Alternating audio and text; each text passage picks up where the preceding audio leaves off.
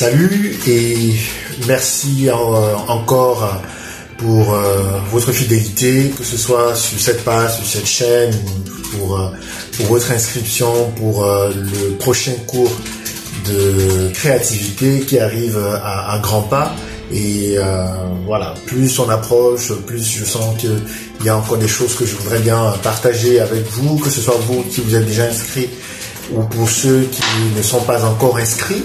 Et aujourd'hui, je voudrais encourager tous ceux qui sont particulièrement dans les activités ou dans des métiers où la créativité occupe une place très importante. Et je voudrais parler notamment de tous ceux qui sont dans la photographie, dans la peinture et les arts plastiques en général, tous ceux qui sont dans l'infographie, le design, le graphisme, la communication visuelle, et qui sont dans ce domaine soit parce qu'ils viennent de commencer des études dans une école dans ce domaine-là, ou parce que en autodidacte ils sont dans le domaine et font déjà des choses concrètement, font des affiches pour des clients, pour des gens qui leur demandent, ou créent des supports de communication dans leur association, dans leur église, dans leur organisation, ou même qui en ont fait un métier, même s'ils n'ont pas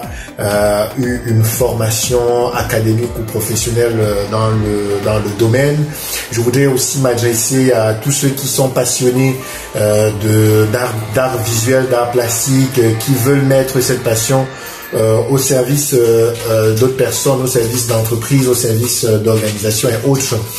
Je voulais les encourager déjà en leur donnant,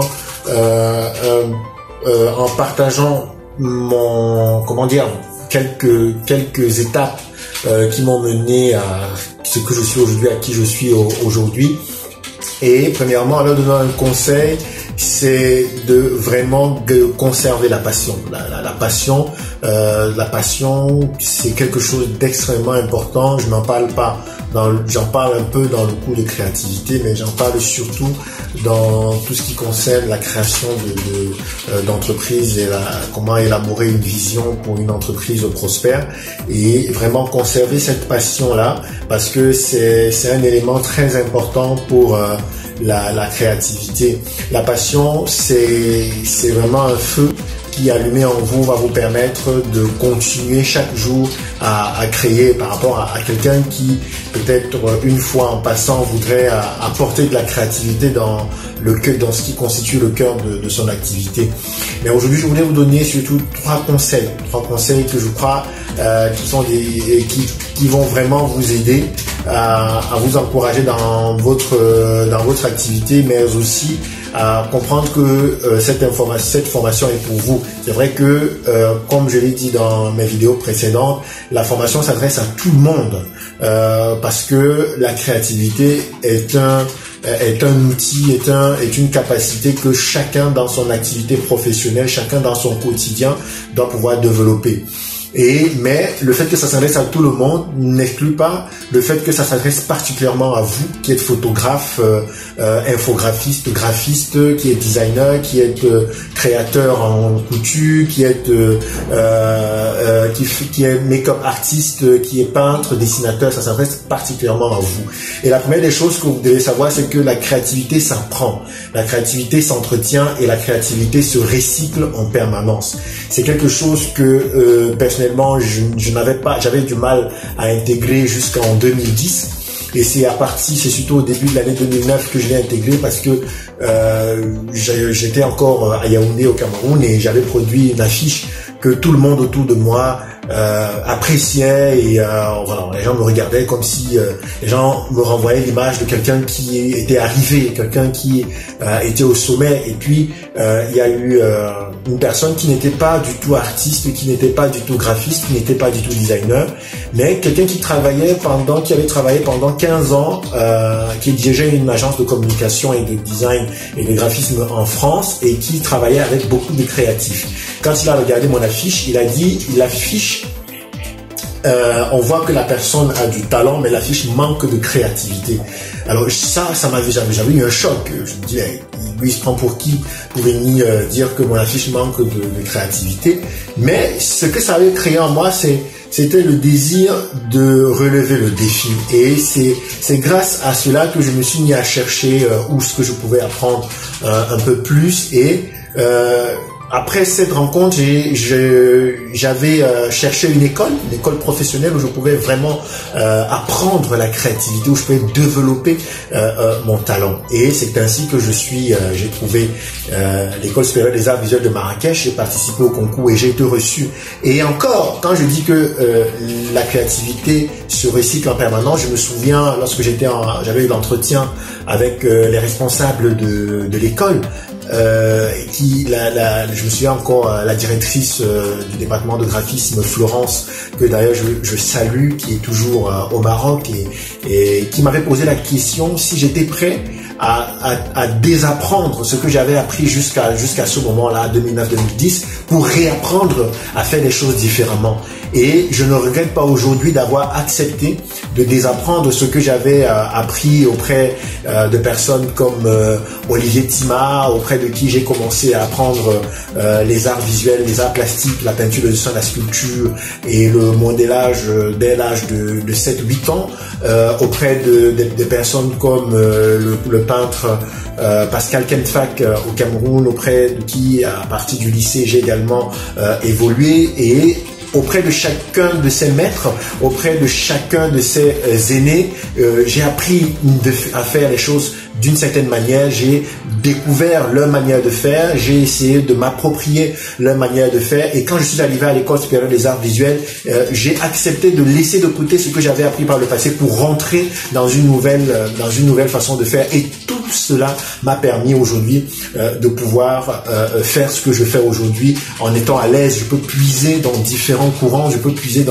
auprès de différents maîtres pour pouvoir aujourd'hui moi-même élaborer ma manière de créer. Donc je crois que nous devons, en tant que créatifs, en tant qu'artistes, nous devons vraiment accepter cette humilité de dire la créativité, ça s'apprend. On peut apprendre à créer, on peut entretenir la créativité en faisant des formations, en discutant avec d'autres créatifs. Un créateur, un infographiste, un designer qui s'enferme derrière son ordinateur, qui s'enferme chez lui, il va peut-être impressionner les membres de sa famille ou ses amis, mais il ne pourra pas participer à des concours, il ne pourra pas vraiment satisfaire des clients, et parce que en ce moment-là, il sera en train de noyer sa créativité. Donc vraiment, je voulais vous encourager, inscrivez-vous massivement. J'ai vu qu'il y avait quelques-uns parmi les personnes qui sont déjà inscrites pour ce cours, qui sont dans le domaine, mais la grande majorité qui viennent à ce cours de créativité ne sont pas effectivement les personnes qui sont dans les métiers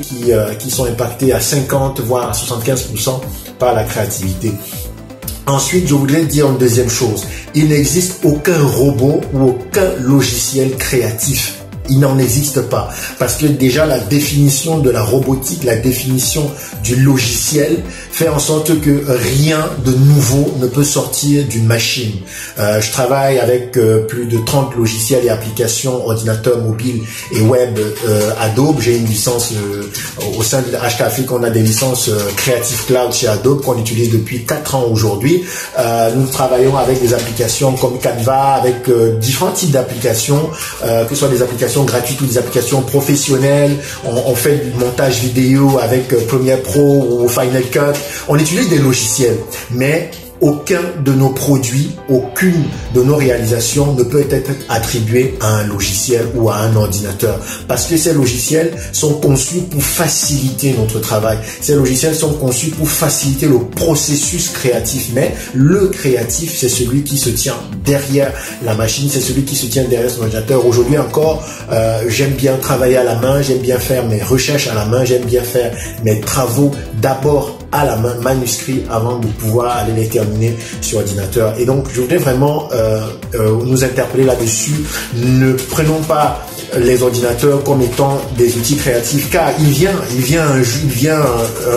une période et c'est déjà, et la période est déjà là, on est en 2020, d'ici 2025, 2030, les gens auront accès à tout ce qui est template sur Canva, à tout ce qui est template sur WordPress, à tout ce qui est template sur Adobe, et les gens pourront très bien aller utiliser un template, modifier du texte, changer une photo et produire une affiche qu'ils voudraient. Aujourd'hui, c'est très faisable. Mais lorsque les gens voudront un vrai produit créatif, ils s'adresseront à des professionnels, à des créatifs. Donc, si vous voulez, et ça c'est le dernier conseil que je vais vous donner, si vous voulez faire carrière dans un métier où la créativité occupe 50 à 75% de votre mission, la photographie, le design, la création de mode, l'infographie, le web design, tous ces métiers, la communication, le marketing, tous ces métiers où la créativité occupe 50 à 75% des missions qu'on va vous confier, vous devez sérieusement vous former.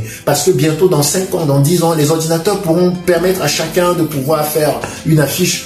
Qu'on aime ou qu'on n'aime pas, c'est pas le problème. Donc si l'épicier d'à côté, il veut avoir juste une affiche qui pour informer à ses clients que désormais ils peuvent acheter du yaourt chez lui, il peut prendre en photo un yaourt avec son téléphone, insérer dans un template et l'imprimer gratuitement sur Internet. Ça va être faisable. C'est déjà faisable aujourd'hui. C'est juste que cette culture n'est pas encore ancrée beaucoup dans la mémoire des gens. Mais les États-Unis sont très en avance là-dessus. Les gens maintenant. Si vous voulez faire carrière dans la créativité, vraiment, je vous encourage, je vous interpelle de vraiment vous former. Et c'est d'ailleurs pourquoi, au sein de nos programmes de formation HK Afrique, on fait certes des formations sur des logiciels, sur la suite Adobe, sur la Creative Cloud. On est en train actuellement de préparer une formation complète sur Canva Pro. On est en train de préparer des formations sur les logiciels. Mais le cœur de notre formation, la principale base de notre formation, c'est comment être créatif, parce que c'est cela qu'un robot ne pourra jamais remplacer, un ordinateur ne pourra jamais remplacer. Demain, si vous avez des compétences en créativité, on fera appel à vous et votre métier ne sera jamais remplacé par un robot. Donc, ce sont les trois choses que je voulais partager avec vous aujourd'hui. Ça s'adresse évidemment à tout le monde, mais comme je le dirais, je voulais m'adresser particulièrement à ceux-là qui sont dans le domaine de la créativité.